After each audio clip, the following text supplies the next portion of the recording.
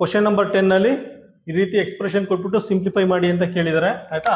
First ಇದನ್ನ ನೋಡಿ, first ಇದನ್ನ ಆಡ್ ಮಾಡಿ, ಇಷ್ಟನ್ನ ಆಡ್ ಮಾಡಿ 400 450 455 ಏನಾಗುತ್ತೆ 455 ಆಗುತ್ತೆ ಆಯ್ತಾ.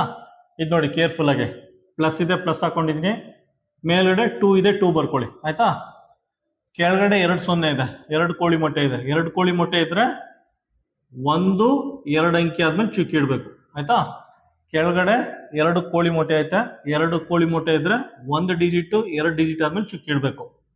ನೆಕ್ಸ್ಟ್ ಪ್ಲಸ್ ಇದೆ, ಪ್ಲಸ್ ಬರ್ಕೊಳ್ಳಿ, 8 ಇದೆ 8 ಬರ್ಕೊಳ್ಳಿ.